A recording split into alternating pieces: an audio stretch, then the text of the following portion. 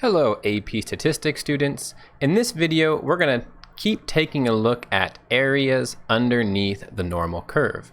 But this time we're going to be looking at any number, not just the discrete points at the standard deviations. So our objective here, we will calculate different areas under the normal curve. This includes areas to the left, right, between any 2 points. Then we're going to do this whole thing backwards. So here is our scenario. Mr. Bolt is at the driving range. The distance the golf ball travels with one of Mr. Bolt's hits can be modeled by a normal distribution where the mean is 304 yards and the standard deviation is 8 yards, sometimes abbreviated there N304,8. Use this information to answer the following questions. So that sets up our normal model. What can we answer about it now? How often will Mr. Bolt hit the ball less than 300 yards? So, first a visual. All right, we've got our normal model here. And we know the mean in the middle is 304 yards. Our standard deviation is 8 yards. And we want to know how often will I hit it less than 300? Well, 300 is somewhere right about here. And so I want to know what is this area right here. All right, how big is that? So I can't use the standard deviations this time because that doesn't fall exactly at a standard deviations. If I subtract 8 from 304, that puts me at 296. So I have to use the calculator to calculate that area exactly. So what we have to do is in our calculator, we want to go to this blue distribution menu right here above VARs. That stands for variables. So right above variables is distribution. So you hit second VARs. We're going to use NormalCDF right there. That is the normal distribution. The C stands for cumulative because we want to add everything up. Distribution function. All right, that is what will give us all this. So NormalCDF. We have to plug in the lower, so we're going to put in a really big negative number. That will signify all the way to the left. I'm going to do negative 10,000. Definitely big enough. The upper value, all right, our upper value here is 300 that we're going to stop at. Our mean is 304 and our standard deviation is 8. Once we have all of those in, we will hit enter with paste. And then we have to hit enter one more time for it to give us. So there is a 0.308 proportion that this will happen. That is about, what, 31%.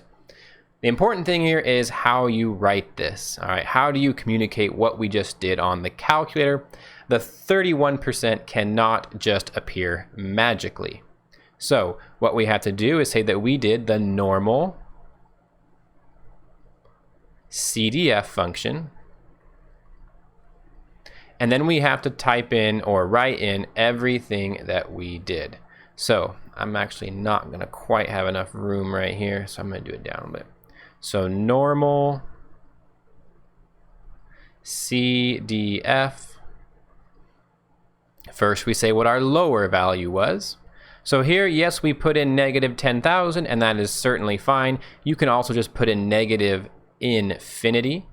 That is also fine. Some higher level calculators, you can actually put in the infinity sign, but we had to use negative 10,000 for the 84. And if you put negative 10,000, that is fine. The upper was 304.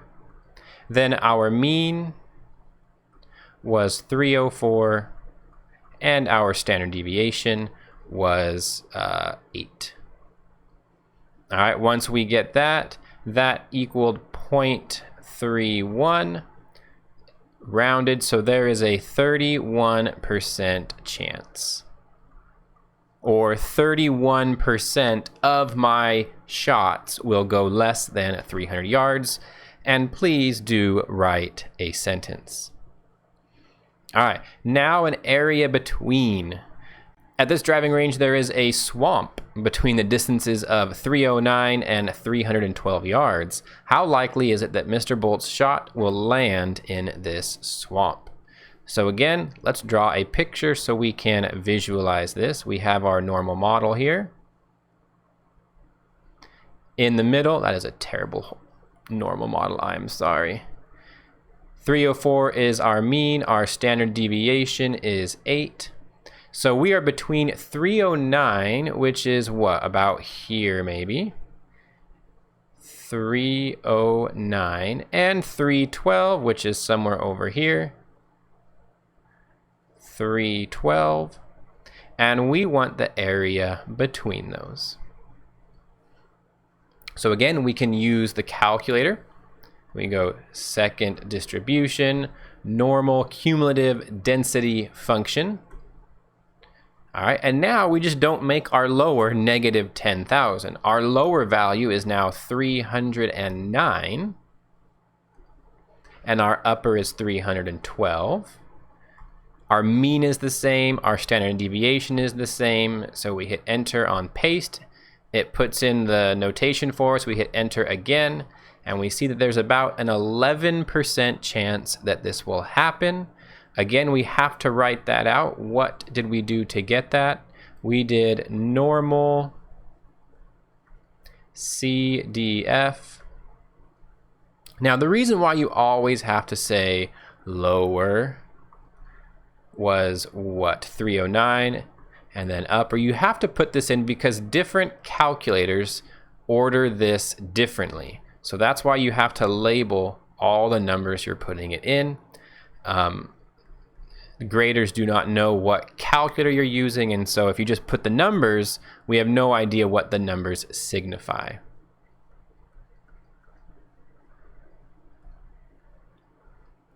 And that equals 11%. So 11% of my shots will land in the swamp. All right, area to the right now. All right, this driving range gives a prize for anyone that can hit over 330 yards. Is it likely that Mr. Bolt will ever get this prize? All right, so first, let's draw ourselves a picture so we can visualize what is happening here. Here's the normal model. In the middle, we again have 304. Our standard deviation is 8. And so 330 is over here somewhere. I want to know what are the chances I will get something higher than that. All right, so this area right here to the right. So again, that doesn't land on a nice standard deviation for one of the empirical models. So I have to go second distribution, normal CDF. So now my lower will be 330. My upper is to infinity. So I have to do a really big number here. I'll do 10,000. And again, my mean and standard deviation are the same still. All right, we get a weird number. This often happens. So when I did all of this, let me write it down. So I did normal CDF, where my lower was 330, my upper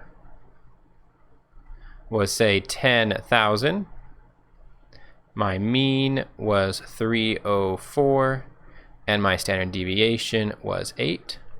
Again, as long as you label these, that order doesn't actually matter. It's why we label them. And this got 5.77 E negative 4. Now, you never actually want to write that. You should really be able to interpret this. That is scientific notation. All right, if we were in science class, or if you have a different calculator, that might say 5.77 times 10 to the negative 4th power. All right, scientific notation. If you remember what that does, that moves the decimal place on this decimal, 5.77, 4 times to the left because of the negative. So 1, 2, 3, 4. That's where my new decimal place is. So that is the proportion. All right, remember, that's the proportion, not even the percent. So I would have to move that percent over 2 to the right now, technically. So that is a 0.0577% chance. All right, that was a lot of decimal movement. What happened there? Remember the negative 4, all right, the E negative 4 means you move the decimal point 4 places to the left. That's your proportion.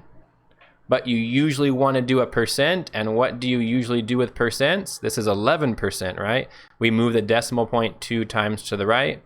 So I had to do that. I moved the decimal point back 2 times to the right. It's right here for the percent, so 0.0577. That ain't gonna happen, is it? So there is a 0.05% chance. That is not unless I hit it a lot of times. All right, so that's sort of the way you do the normal CDF for areas to the left, areas to the right, and areas between. Now it's time to go backwards, all right? So before, I was giving you the value and asking for the area. Now I'm going to give you the area and ask for the values, okay? Thankfully, the calculator does it all for us. We just have to hit a different button. So Mr. Bolt always likes to end his time at the driving range with a good shot. This usually means he wants a hit that is better than 85% of his shots. All right, what is the minimum distance Mr. Bolt must hit the ball before he can leave? All right, so hopefully when I was reading that, you heard percentiles. If I want to hit a shot that is better than 85% of my shots, I want the 85th percentile. All right, so again, think of this normal model. 304 is in the middle. We have a standard deviation of 8. And I want to know, where am I better than 85%? So somewhere over here, I don't know where, so I'm going to put an X right there. I am better than 0.85 of all my shots. This area right here is 85%. So where would I have to put this vertical bar? Where would X be if I wanted 85% area on the left? Well, that's the concept. To actually calculate it, you go second distribution again, and it's the next one down, inverse norm, okay? So it just stands for the inverse normal. An inverse operation, if you remember, back in Algebra 1, Algebra 2, we always asked you, hey, what's the opposite of addition? What's the opposite of subtraction? What's the opposite of multiplication? It's division. All right, we shouldn't have been using the word opposite there. We should have been using the word inverse. Inverse operations are the operations that go backwards, that undo each other.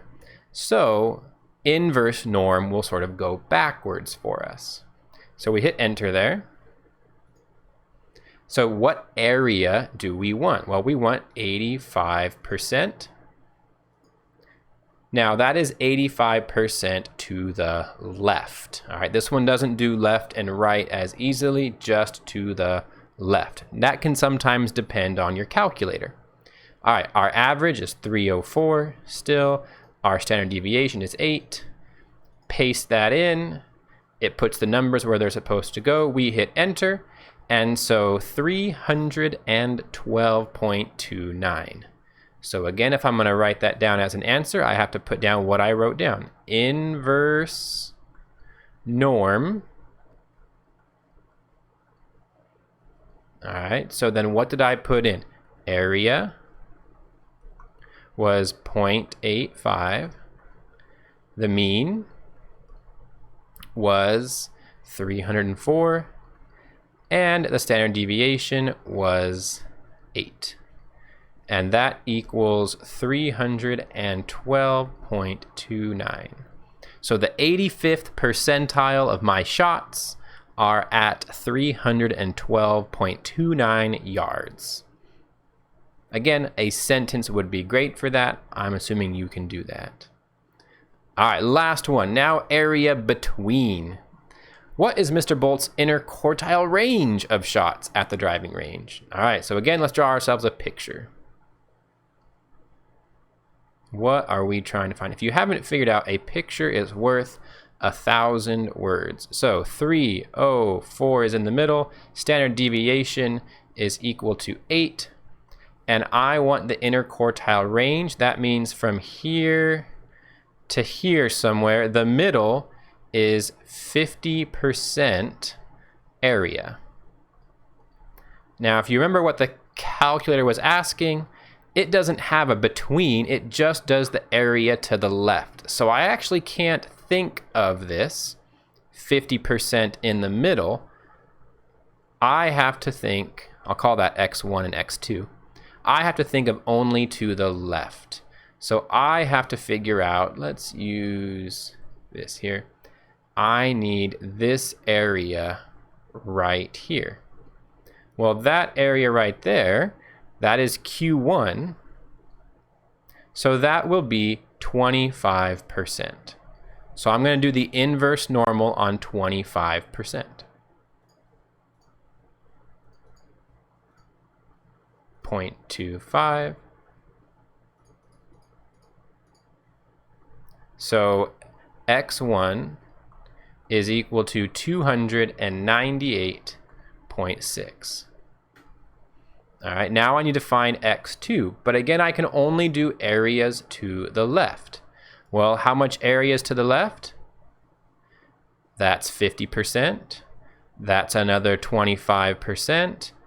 Total of 75%. So that's the inverse norm I have to do to find x2.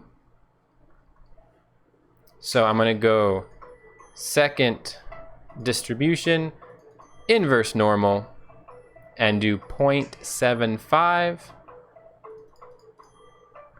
Hit enter, and you get 309. Let's go 0.4. Now, of course, I would have to write out a statement like this for each of those, but I think you can see how that would happen.